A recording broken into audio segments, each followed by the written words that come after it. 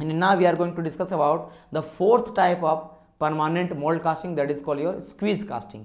नाम से जैसा पता है स्क्वीज करते हैं, स्क्वीज करते हैं ना, यानी कि निचोड़ना बोलते हैं हम लोग। कैसे नींबू को निचोड़ा जाता है, सिमिलरली हम लोग क्या करेंगे, इसमें हम लोग ना प्रेशर भी अप्लाई करते हैं। तो यहाँ ना इसीलिए इसको दो नाम से जाना जाता है कि इसको कास्टिंग प्लस इसको कहा जाता है हैमरिंग कहना, ठीक है। कास्टिंग प्लस इसको क्या कहा जाता है, क्योंकि यहाँ पे दोनों काम किया जा रहा है, या फिर हैमरिंग से ज़्यादा बेटर रहेगा आपको फोर्जिंग कहना। कास्टिंग प्लस फोर्जिंग आपको बोल सकता, क्वेश्चन ये आएगा, which casting process is combination of casting plus आपका क्या बोलेगा, फोर्जिंग। तो आपको आंसर क्या देना, स्क्वीज कास्टिंग। क्यों मैं ऐसा बोल रहा हूँ समझो, इसको फिगर यहाँ देख सकते हो, इस फिगर से समझना, इस फिगर से आप लोग पूरी तरह से समझ जाओगे।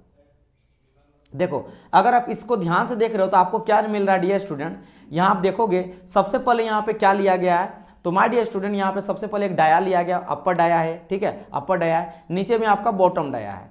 तो बॉटम डाया में क्योंकि यहाँ पे डाया का यूज किया जा रहा है, ठीक है। इसके बाद यहाँ पे मोल्टर मेटल को डाल दिया गया, ये मेरा मेल्ट है, मेल्ट करके डाल दिया गया, मेल्ट करके डाल दिया गया। अब अपर डाया से प्रेशर को अप्लाई करेंगे, प्रेशर अप्लाई करेंगे हैमरिंग वगैरह करके, हाँ थोड़ा सा उसको प्रेशर अप्लाई करेंगे। तो यहाँ पे बेसिकली क्या कर रहे हैं हम लोग, फोर्जिंग कर रहे हैं। फोर्जिंग में बेसिकली लोहार लोग क्या करता है, फोर्जिंग ही तो करता है ना, फोर्ज करके रूप को चेंज करता है, उसको पहले गर्म करता है, फिर उसको हथौड़ों से पीट के अलग अलग शेप एंड साइज का चीजें बनाता है, राइट। तो सेम यहाँ पे क्या करेंगे, अपर डाया को नीचे लाएंगे और उसको हैमरिंग करेंगे। तो देखो हैमरिंग करेंगे, हैमरिंग करेंगे, यानी फोर्जिंग यहाँ पे किया जा रहा है, फोर्जिंग किया जा रहा है। तो फोर्जिंग करके अंदर घुस गया तो ऑटोमेटिक क्या होगा, और जो आपका डाया आता है ना, जैसे अंदर जाएगा ना तो दोनों तरफ कुछ कुछ स्पेस रहेगा।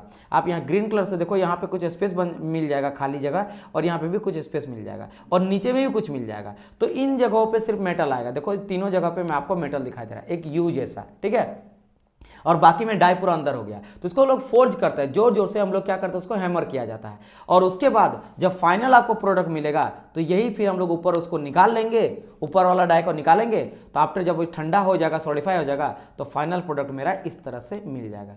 इस तरह का फाइनल प्रोडक्ट मेरा मिल गया, यू टाइप का शेप का। और आपको जैसा बनाना है वैसा आप डाया को बनाइए, फिर आप हैमरिंग भी करो, यानी कि फोर्जिंग प्लस कास्टिंग दोनों का कॉम्बिनेशन ये मेरा होता है। इसलिए इसको कहा जाता है स्क्वीज कास्टिंग। बेसिकली स्क्वीज किया जा रहा है, दबाया जा रहा है, समझ आ रहा है कि स्क्वीज करके ऊपर वाले डाया को नीचे वाले डाया से दबाया जा रहा है। बीच में ना मोल्टर मेटल है और वो उस शेप का ले लेगा जैसा आप डाया बनाओ, उसी के चारों ओर चल जाएगा। क्योंकि बाकी जगह पूरा पूरा तो डाया भर गया, ऊपर में पूरा का पूरा यहाँ पे डाया भर गया, नीचे भी डाया भर गया, तो जहाँ पे ब्लैंक मिलेगा वहीं पे मेरा मोल्टर मेटल चल जाएगा, समझ आया, फ्लो कर जाएगा। फ्लूइडिटी के चलते हम लोग पढ़े मोल्टर मेटल का फ्लूइडिटी अच्छा होना चाहिए, तो फ्लूइडिटी के चलते आराम से वो बह जाएगा, हर एक जगह तक पहुंच जाएगा, और आफ्टर सॉलिडिफिकेशन वो शेप मेरा बन जाएगा।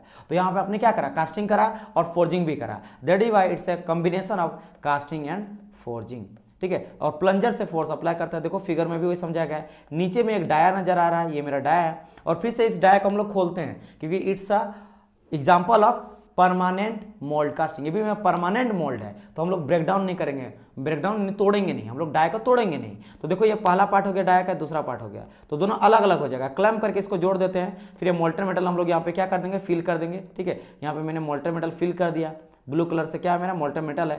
फिर यहाँ प्लंजर के थ्रू हम लोग प्रेशर अप्लाई करेंगे, हैमरिंग करेंगे, अंदर जाएगा, ये मोल्टर मेटल जहाँ जहाँ तक जाएगा, किनारे किनारे तक जाएगा, मान लो ऐसा है तो, और वो मेरा आफ्टर सॉलिडिफिकेशन मेरा प्रोडक्ट मिल जाएगा। तो ये मेरा होता है क्या, स्क्वीज कास्टिंग। समझ आया कि नहीं। चलिए अब इससे रिलेटेड हम लोग देख लेते हैं कुछ चीज़ें विच इज़ इंपॉर्टेंट, जहाँ से आपको क्वेश्चन जो है वो एग्जाम में पूछा जाता है, जहाँ से आपको क्या होता है, एग्जाम में क्वेश्चन पूछा जाता है। चलिए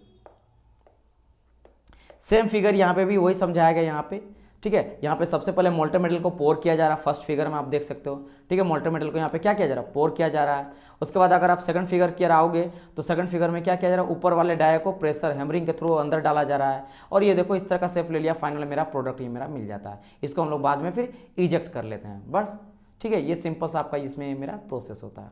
चलिए तो हम लोग क्या देखें, वन बाय वन करके इसको हम लोग डिस्कस कर लेते हैं। यहाँ पे सबसे पहले बात की liquid metal fill into the die, हम लोग लिक्विड मेटल को डाया में डालते हैं, ठीक है।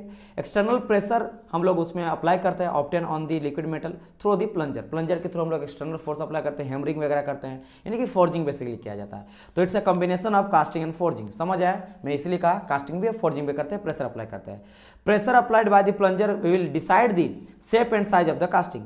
अब कैसा शेप का करोगे, कैसा साइज का करोगे, समझ रहे हो आप भाई, डाई किस फॉर्म में बनाए हो और कितना प्रेशर अप्लाई कर रहे हो, उसके आपका डिपेंड करता है। हाईली डेंस डेंस स्ट्रक्चर मिलता है बेटर मैकेनिकल प्रॉपर्टी के साथ, क्योंकि डाया जो यूज कर रहे हैं मेटालिक डाया यूज कर रहे हैं। एंड भाई हाई डेंस स्ट्रक्चर क्यों, क्योंकि भाई हैमरिंग कर रहे हो ना, जब आप हैमरिंग करते हो फोर्जिंग करते हो तो उसका जो मेटल अंदर जो इंटरमोलिकुलर आपका फोर्स होता है ना बहुत ज़्यादा बढ़ जाता है, क्योंकि आपस में मोलिकुल्स काफ़ी अट्रैक्ट आ जाता है, सामने आ जाता है बहुत ज़्यादा हैमरिंग जोर से करेंगे तो, ठीक है। इसके चलते हाई डेंस स्ट्रक्चर मिलता है और मैकेनिकल प्रॉपर्टी काफ़ी ज़्यादा अच्छा आपका इसमें मिलता है।